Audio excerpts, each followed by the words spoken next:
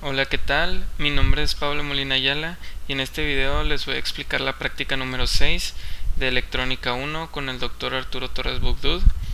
Esta práctica nos habla sobre las curvas características del transistor y aquí tenemos nuestro circuito que nos indica en el reporte. Este circuito consta de los siguientes elementos, que vendría siendo la fuente de voltaje de 120 volts RMS, 60 Hz de frecuencia, nuestro transformador con razón de 10 a 1, nuestro puente de diodos y nuestra resistencia es una de 3.3 kilo ohms, nuestra resistencia de 100 ohms conectada al colector de nuestro transistor 2N3904 y una resistencia de 100 kilo ohms en la base junto con una fuente de voltaje de directa de 2.75 volts que iremos cambiando durante la práctica. Aquí tenemos conectado nuestro multímetro en la resistencia de 100 kilo ohms y un osciloscopio conectado como nos indica en el reporte. Bueno, lo primero, que es una curva característica del transistor. Bueno, esta curva nos relaciona lo que viene siendo la corriente de colector con el voltaje de colector emisor. Y bueno, esto es siempre que tengamos una corriente de base constante, que es lo que vamos a realizar en este circuito. Vamos a hacer que la corriente de base sea constante y vamos a ver cómo va a ser la curva característica del transistor. Vamos a ir cambiando la corriente de base y vamos a ir viendo qué valores nos salen en la curva, cómo va a ir aumentando y todo eso. Entonces primero vamos a hacer la primera curva. Nos indica que vayamos de 20 microamperes a 200 microamperes de corriente de base, aumentando 20 microamperes en cada operación. Entonces tenemos primero que obtener 20 microamperes. ¿Cómo vamos a hacer esto? Bueno, tenemos una resistencia de 100 kilo ohms aquí, entonces vamos a colocar un voltaje el cual va a ocasionar que en esa resistencia haya 2 volts y eso nos ocasionará por medio de ley de Ohm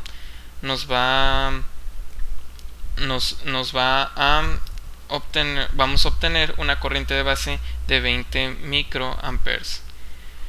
¿Por qué 2.75 volts en la fuente de voltaje y no 2 volts directamente?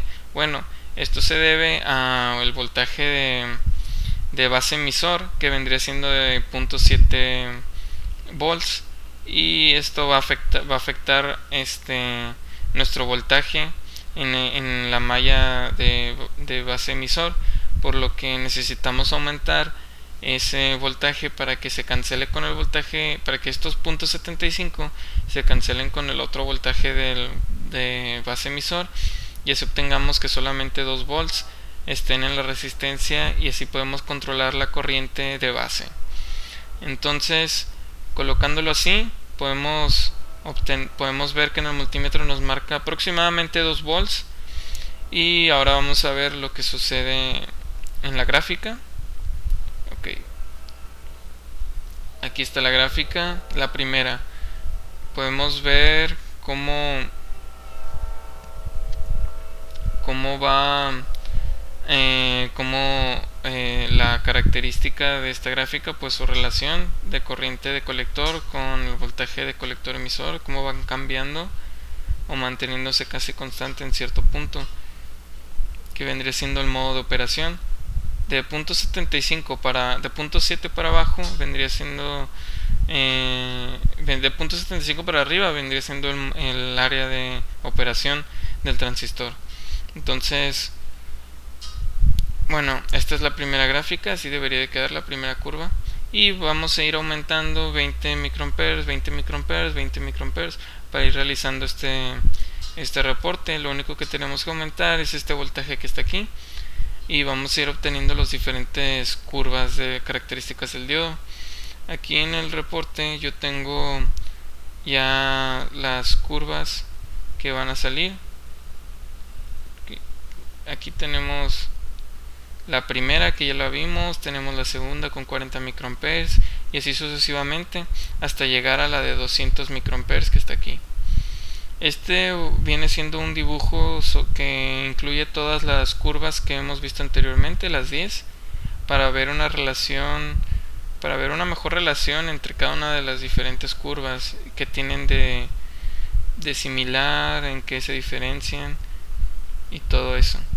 Luego en el reporte nos indica que saquemos la beta del transistor y la IC ICQ del transistor si este opera con una corriente de base de 60 microamperes y con un voltaje colector emisor de 10 volts.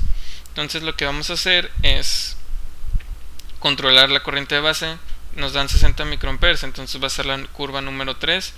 Realizamos el control de corriente de base como lo hicimos anteriormente. Y bueno, aquí nos va a salir esta gráfica que vendría siendo la curva número 3, en donde vamos a cambiar nuestra escala de horizontal para poder llegar hasta 10 volts de VCE. Entonces aquí tenemos que hasta el final, el último punto de la gráfica son 10 volts en VCE. Entonces vamos a ver los volts que vamos a tener en Y en la vertical. Aquí podemos observar que es 1.082 volts.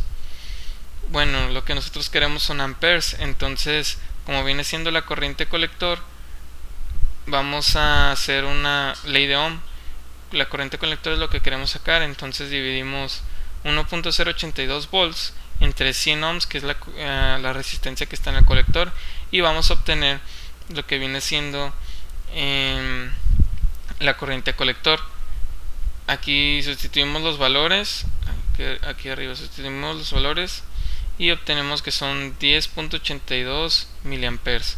Después vamos a calcular la ganancia de corriente directa.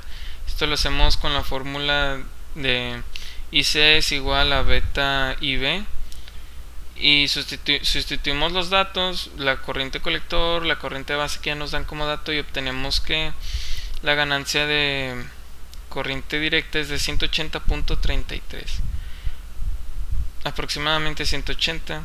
Bueno, nos piden que obtengamos la ganancia de corriente alterna del transistor para el mismo punto de operación, pero que utilicemos las dos curvas diferentes, la curva de número 4 que venía siendo de 80 microamperes y la curva número 2 que es de 40 microamperes.